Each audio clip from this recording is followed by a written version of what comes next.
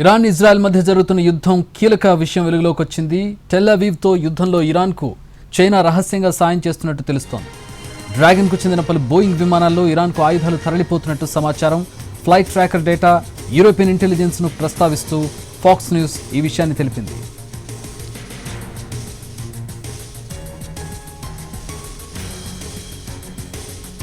June 14 నుంచి దాదాపు 5 Boeing 747 విమానాలు చైనాలోని వివిధ ప్రాంతాల నుంచి బయలుదేరాయి.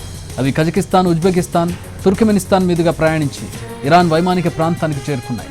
అక్కడి నుంచి అవి ఎటు వెళ్లాయనేది తెలియలేదు. అయితే విమాన గమ్యస్థానాలు లగ్జంబర్గ్ కాగా అవి అసలు యూరోపియన్ గగనతలంలోకి ప్రవేశించకపోవడం ఇక్కడ ఆసక్తి రేపే విషయం.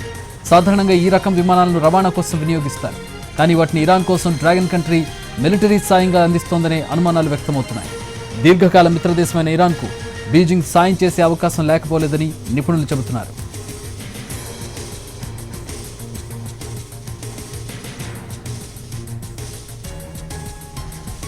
చైనా నుంచి ఇరాన్కు వెళుతున్నట్టు అనుమానిస్తున్న బోయింగ్ 747 విమానాలతో తమకు ఎలాంటి సంబంధం లేదని లగ్జంబర్గ్కు కార్గో విమానయాన సంస్థ చెబుతోంది.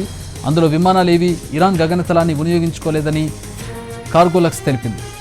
ఇరాన్పై దాడికి అమెరికా కూడా సిద్ధమవుతున్నట్టు వస్తున్న వార్తలు ఈ ఉద్రిక్తతలను మరింత తీవ్రతరం చేశాయి. టెహ్రాన్ అణుస్థావరాలపై దాడి విషయంలో అమెరికా అధ్యక్షుడు డొనాల్డ్ ట్రంప్ 2 వారాల్లో నిర్ణయం తీసుకుంటారని వైట్ హౌస్ పేర్కొంది. మరోవైపు ఇవాళ మరోసారి భద్రతా మండలితో నెతన్యాహు భేటీ కానున్నారు.